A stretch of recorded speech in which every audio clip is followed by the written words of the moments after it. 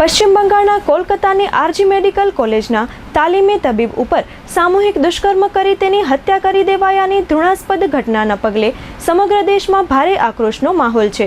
આ અંગે વિરોધ કરી રહેલા જુનિયર તબીબો અને મેડિકલ સ્ટુડન્ટોએ હુમલાના આવા ગુનાઓ ડોક્ટરોના રોજબરોજના જીવનનો એક ભાગ બની રહ્યા છે, જે દુર્ભાગ્યપૂર્ણ હોવાનું નિવેદન જાહેર કર્યું હતું। ત્યારે આજે આ ઘટનાના વિરોધમાં જુનિયર તબીબો દ્વારા બ્લડ ડોનેશન કેમ્પનું આયોજન હાથ ધરવામાં આવ્યું હતું।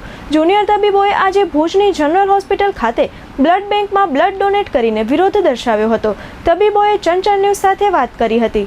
મારું નામ વિશ્વ મજાણી છે। હું ઇન્ટર્ન એસોસિએશન તરફથી પ્રતિનિધિત્વ કરું છું।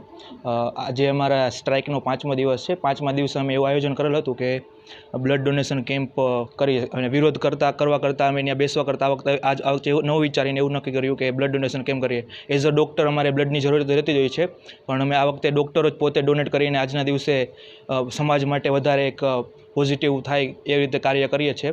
અત્યાર સુધી 15 જેવા બ્લડ યુનિટ્સ એકઠા થઈ ગયા છે। હજી પણ 15-20 જેવા એકઠા થશે એવી આશા છે।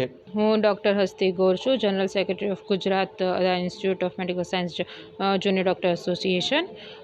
અમે આજે 5 દિવસથી જે આરજેકર મેડિકલ કોલેજ કોલકાતામાં જે ડૉક્ટર સાથે ખરાબ બનાવ બન્યું છે એના પ્રદર્શન માટે ઉતરેલા છે અહીંયા, અને 5 દિવસથી અલગ અલગ કાર્યક્રમો કરી રહ્યા છીએ। એના અંતર્ગત 5મા દિવસે આજે અમે બ્લડ ડોનેશન કેમ્પનું આયોજન કરેલું છે જીકે જનરલ હોસ્પિટલના બ્લડ સેન્ટરમાં।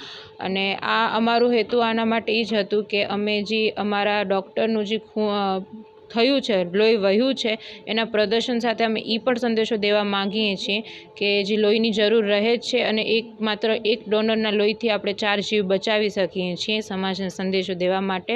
અને અમારા ડૉક્ટર જ પોતે અહીં આવી અને ડોનેટ કરી રહ્યા છે। અમે 50 જેટલા ડોનેશનમાં આશા સાથે આ સ્ટાર્ટ કર્યું હતું, અને આજે અમે હમણાં હજી સુધીના સમયમાં 15થી 20 જેટલું ડોનેશન થઈ ગયું છે, અને હજી પણ 30 ખંડ જેટલા ડોનર આવવાના છે। એટલે અમે આશા છે કે આના સાથે અમે સારો સંદેશો આપી શકશું।